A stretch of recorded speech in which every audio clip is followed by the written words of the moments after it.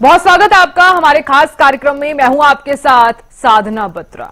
देश की सबसे प्रतिष्ठित लोक सेवा के लिए आयोजित यूपीएससी की परीक्षा में उत्तीर्ण हरियाणा के होनहारों को चंडीगढ़ में सम्मानित किया गया। इस मौके पर सीएम नारायण सैनी ने संबोधित करते हुए कहा कि विकसित भारत का जो संकल्प देश के प्रधानमंत्री ने लिया है, उसमें आपका योगदान भी अपेक्षित है। रिपोर्ट आपको दिखाते हैं।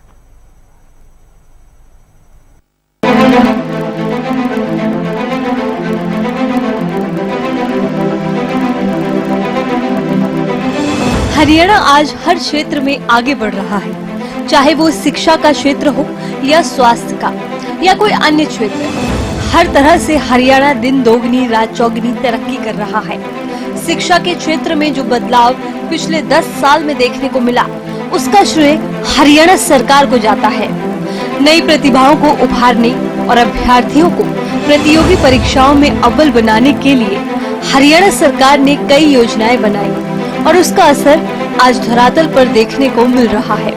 इसी का नतीजा है कि देश की सबसे बड़ी परीक्षाओं में से एक यूपीएससी में आज हरियाणा के अभ्यर्थियों ने परचम लहराया है।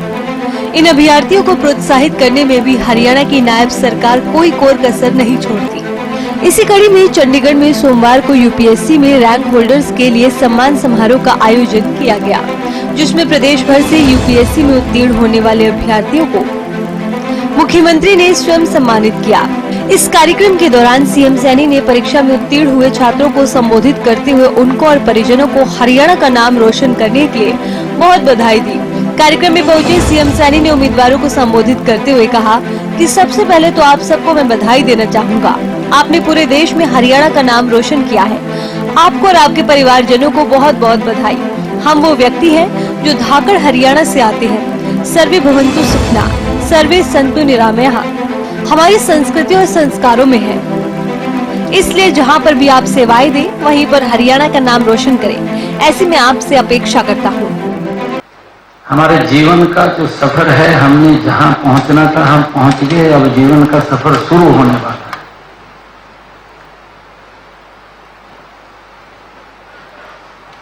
अब तक तो हमने मेहनत की है। मेहनत करके हम जिस सीढ़ी पे हमने पहुंचना था, अभी सीढ़ी और भी बाकी है। परंतु अब हमारे जीवन का भी वो कालखंड शुरू होने वाला है कि जिससे देश को आप लोगों से अपेक्षाएं हैं कि देश क्या चाहता है, देश के लोग क्या चाहते हैं। आप देश के विभिन्न क्षेत्रों के अंदर सेवाएं देने के लिए आज तैयार हैं। अभी चीफ सेक्रेटरी साहब बता रहे थे कि मैं हैदराबाद से आकर के हरियाणा ने मुझे अडॉप्ट किया है और मुझे पूरा सम्मान मिला है। हम कहीं भी जाते हैं, हमारी एक पहचान बन जाती है। और मैं ये भी कहूंगा कि हम तो वो व्यक्ति हैं जो धाकड़ हरियाणा से आते हैं। हरियाणवी कल्चर हमारे पास है पूरा का पूरा।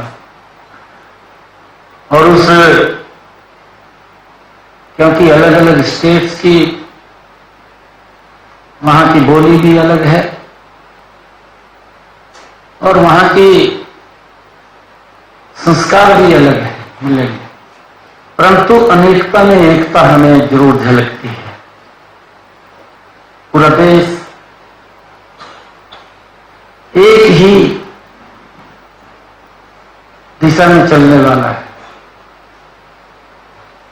कल्चर अलग अलग है, मौसम का भी रंग अलग अलग मिलेगा। ये भारत ही है जिसके अंदर 6 ऋतुएं हैं।